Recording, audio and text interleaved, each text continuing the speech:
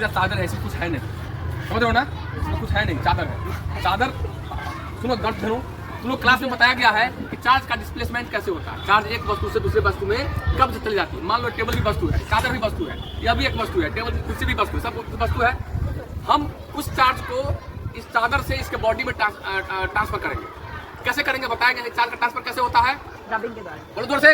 Rubbing के द्वारा। Rubbing के द्वारा। कैसे तुम लोग नहीं जानते हो? रबिंग मतलब घसने से। कैसे होता है चार्ज ट्रांसफर?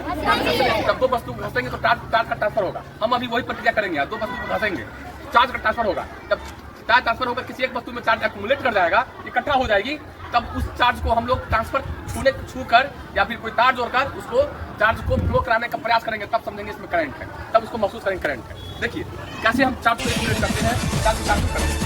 कैसे होगा? पैर ऊपर कर लो, सब खोलो। चादर ही है, जादू नहीं है, ये तो जादू है, कंट्रोल हो ना, देखो बढ़िया, है ना, जादू नहीं है, साइंस है ना।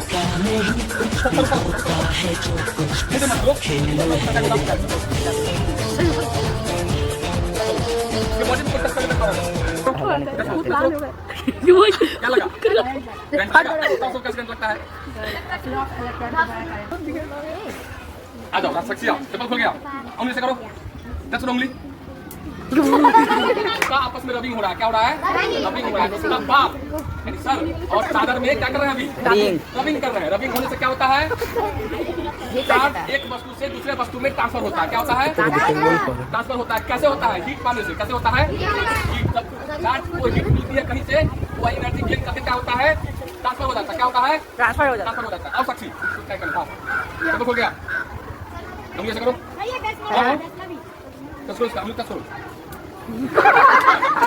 तो क्लास में से बताया गया था पहले भी कि जब दो वस्तुओं को आपस में रब करते हैं तो हीट उत्पन्न होती है। क्या उत्पन्न होती है? वह हीट किसी वस्तु के एटम के बाहरी कक्षा में जो इलेक्ट्रॉन है वह हीट गेन करके एनर्जी प्राप्त कर लेता है और वह एक वस्तु से दूसरे वस्तु में जाने के लिए सक्षम हो जाता है। तो क्या होता है? इलेक्ट्रॉन ट्रांसफर होता है एक वस्तु से दूसरे वस्तु में। जब किसी एक वस्तु में चार्ज या इलेक्ट्रॉन एक्यूमुलेट कर जाता है, वहाँ चार्ज की संख्या ज्यादा हो जाती है। चार्ज की संख्या ज्यादा हो जाती है। जब हम उसको उंगली को टच करते हैं तो क्या होता है? उसको हम चार्ज बढ़ने के लिए क्या रास्ता देते हैं? रास्ता देते हैं। क्या देते हैं? रास्ता। जब